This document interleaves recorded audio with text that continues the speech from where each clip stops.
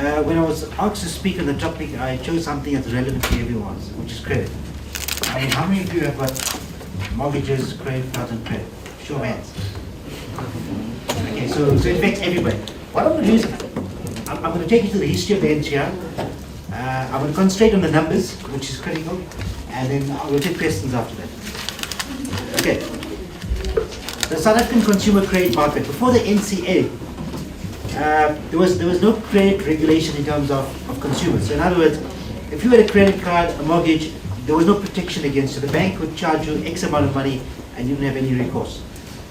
There were things such as the Usury Act, which was 1968, Credit Agreements Act, which was 1980, and we're sitting in 2007 with acts that were basically 30 years old. I mean, it couldn't work.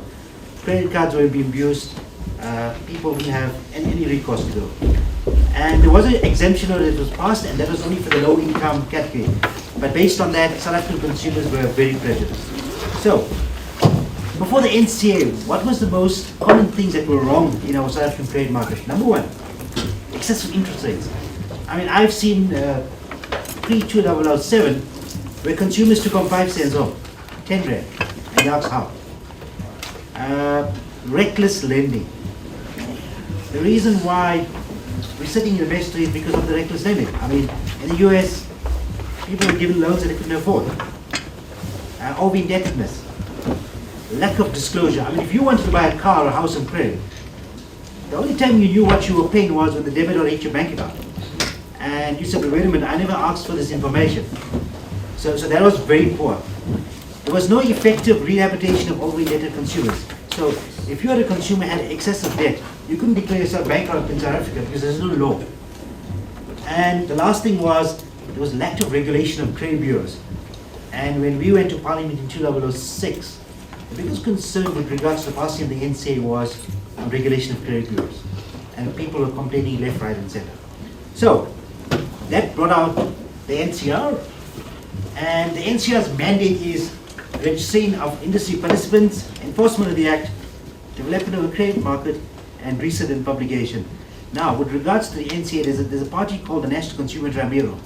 Basically, that is like a high court on its own. Now, if you guys must have known that the CPA was passed on 1 April 2011, and the Consumer Tribunal now will be looking at complaints with regard to consumer affairs. In other words, they will be looking at complaints against credit providers and other credit consumers. So, 2002, okay, the outstanding consumer debt. So in other words, if you had a credit card, a store card, vehicle finance, was 300 billion rand, okay? December 2007, 1.1 trillion, okay? March 2011, 1.2 trillion. So what does that say? That South African banks are very aggressive in giving out credit. Okay, you're going to see on the next slide, right? And, okay, let's go back there. So, how is it possible that an industry can grow from 300 billion to 1 trillion in 5 years? It had to stop somewhere, okay? And the critical date is December 2007. We'll come back to that later. Okay, so what does the NCR do? Basically, we register credit providers. We've got around about 4,300 credit providers registered with us. That includes banks, retailers, anybody that sells on credit. 33,000 branches. The value of outstanding credit is 1.2 trillion rand. Now that includes your credit cards, store cards, vehicle finance. There's 18 million credit active consumers, and we've got 1,900 debt counsels. Now, my function is production of statistics in terms of credit numbers. So what we do is every quarter we get information from the largest providers in the market, we aggregate, interpret, and we sell that information to the market. The last numbers were produced last week in March. There's some articles written, which was Business Day. Obviously, there were some misquotes, misquotes, but obviously we can get back to that. Now, this is a very interesting number, right? So, the orange bars, that's before the financial crisis. So every quarter, right? Our quarters run from January to March, April to June, July to September, and October to December. Every quarter. The orange is new credit that was granted. So in other words, it's a bank retailer. Was 102 billion rand, okay? 102 billion rand per quarter. And And you notice that graph dropping. In June 2009, it was 50 billion rand. That was the height of the financial crisis. So in other words, South African banks, they did not stop lending, they reduced their lending. Okay, overseas banks stopped lending and most of them were bankrupt. But our South African banks were lending at a rate that was very slow compared to 2007. Quick question, what our South African credit providers is, they pushed a lot of credit before the NCA, okay? And you could see that it dramatically drop, and gradually we could see an increase, which means that South African banks are starting to now lend to South African consumers. And we'll unpack that when we get on. The line is, that's the balance sheet numbers, right? That's the outstanding debtors book. So in other words, it has taken us 14 quarters to grow from 1.1 trillion to 1.2. So South African credit providers were very, very conservative in growing their balance sheets, okay? Because it was in their own interest not to overlend, to prevent reckless credit. But we're going to get back to debt counseling a bit later, okay?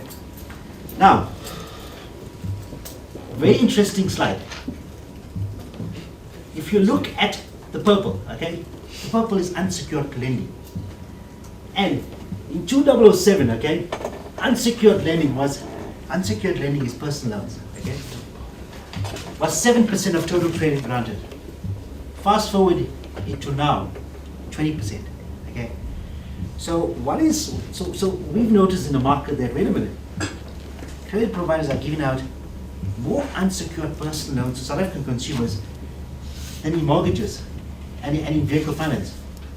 Now, you guys are financial analysts. You guys are writing about all the big banks, African Bank, Capitec, in terms of unsecured lending. You guys have seen fierce competition. One of the big banks are opening up easy plan branches. So we as the NCL, we've noticed that we've seen massive competition in unsecured lending of the market, where that's the most profitable part of the business, and that's where the credit providers are earning their biggest returns. And that's the most underserviced markets in South Africa. So that, as a nutshell, tells you, wait a minute, we've seen massive shift in the South African credit market, okay? Now, this graph tells you, wait a minute, who's the biggest players in terms of new credit granted? And banks are the biggest players. I mean, if you're a funded bank that wants to come to South Africa, I mean, the big banks will take you out. That's why you notice that foreign banks are very, very interested in buying South African local retail operations. This is the reason why. They've got leverage, they've got coverage, they've got presence. So all new credit lending, our South African banks have dominated left, right, and center. Okay. This graph shows, this pie chart shows you what's outstanding in terms of consumer credit. Now, out of that 1.2 trillion rand, around about 769 billion rand, 64% is in terms of mortgages, and 18% is in terms of secured credit, which is fine. It says to us that South Africans are using credit to build up assets. That's what we want. We want people to buy cars and houses. But when I get further down, and you can see how skewed the credit market is in South Africa in terms of who's getting what types of credit. Okay, so that's an overview of who owns what. Now, again, South African banks own 90% of the credit market in terms of outstanding balances. So in other words, if you got a credit card, store card, vehicle finance, dominated by banks again. I mean, they've got capital, they can take deposits. It's only understandable that they're going to dominate this market. So again, you can see, right, it was 86% in 2007, now it's sitting at 90%. Okay, and you're going to say, but wait a minute, there were two big reasons. Number one, African banks' furniture purchases. Okay, you guys must have heard that or seen that Eloise is now part of African Bank. So if you wanted to buy a furniture or a desk, Eloise before used to provide the finance, now the bank is providing finance. And the second answer is that the Motor Finance Corporation, which was part of Imperial Bank, now it's part of Nedbank. So it shifted from non-bank vehicle finances to banks. So obviously we've seen that massive growth in the bank share of the industry. Okay. Now, somebody asked a question when Gulam was in terms of state of the consumer credit, or the state of the South African industry, which factors you look at. This graph is very complicated, but it's very easy to understand. Okay, so it says that all of us have got credit cards, store cards. How are we paying our debt? Now the red is finance in terms of cars, and the blue is in finance in terms of mortgages. This graph says to us that around about 90% of the people that got cars and houses have kept to date in terms of their repayments in respect of payment history. And if you look at other credit products, if you look at credit cards, store cards, unsecured short-term. So what the typical South African consumer will do is, he'll pay his car up first, he'll pay his house.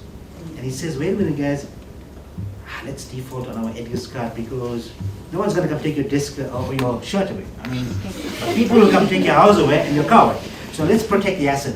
And this graph says, wait a minute, we've seen the trend, okay? Even if you got a Woolworths card, you're eating the food. They're not going to take the food away from you. I mean, so that says to you the state of the health of the sector. How are we doing? No panic as yet, okay? People are managing. We're going to come back to the credit bureau numbers and it's going to give you a different story, okay?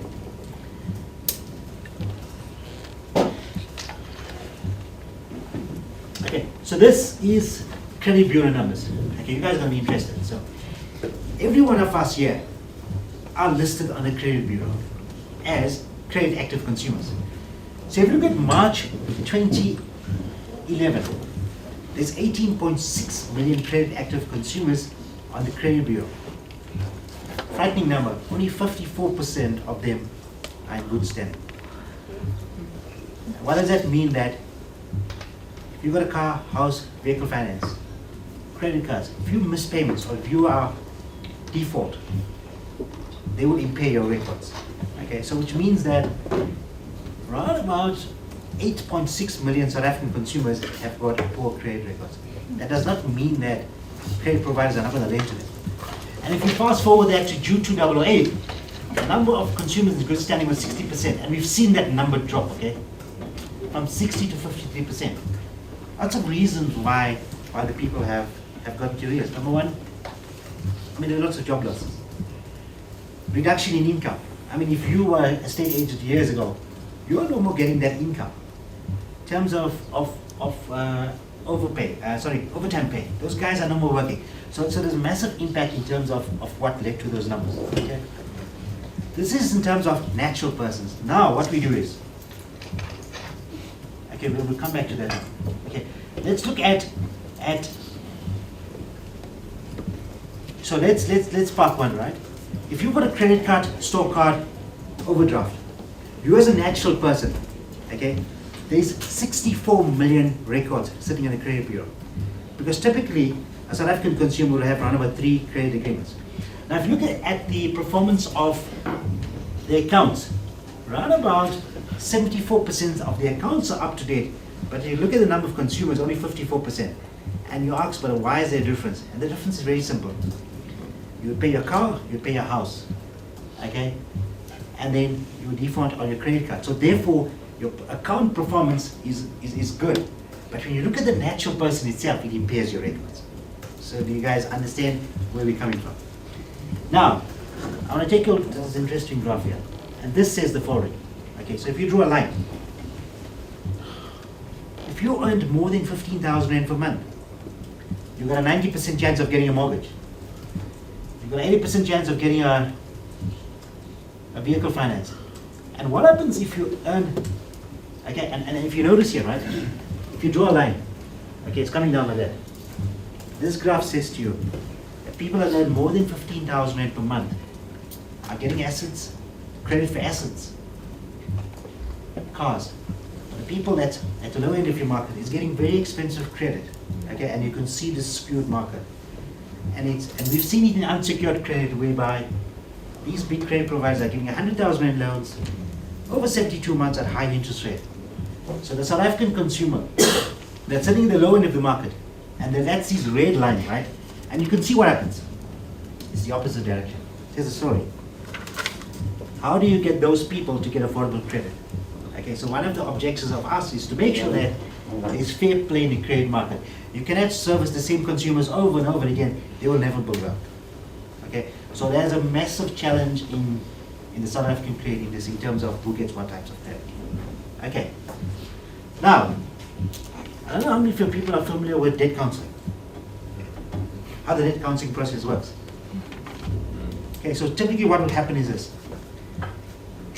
if you're a consumer, and if you're struggling to pay your home loans, credit cards, vehicle finance, and every month you discover that, wait a minute, you don't have money to eat. So what you do is, you go to a guy called a debt counselor. He's a statutory body created in terms of National Credit Act. You will assess your income expenses. Wait a minute, based on this, you are over indebted. So you say to him, I want to go into debt counseling. And what he will do is he will contact all the credit providers, and he would say, here's a customer, he can only pay 50% of his home loan, 20% of his credit card, 10% of his mortgages. They will flag you as credit bureau as you are in debt counseling. Basically, your asset is protected, provided that you repay your debts.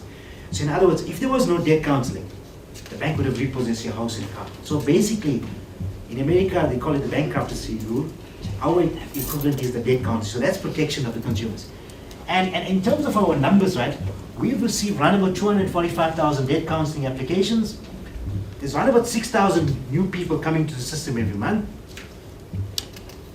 In June 2008, 11 million rands were collected. So in other words, a debt counselor cannot collect money from a consumer. He has to use a guy called a payment distribution agency. What he does is he collects the money and pays it over to the credit providers. Now we're currently sitting with 225 billion rand. If you annualize that, that's 3 billion rand. Okay, so credit providers are getting 3 billion rand. If there was no debt counseling, that money would have been lost to the system. So the system works. And yeah, right, that's around about 4.3 billion rand that's been distributed from June 2008 to now. So I've given you guys lots of numbers to think about, but the key highlights were on the slide, and that's where I'm coming from. So I'll try to keep it as short as possible.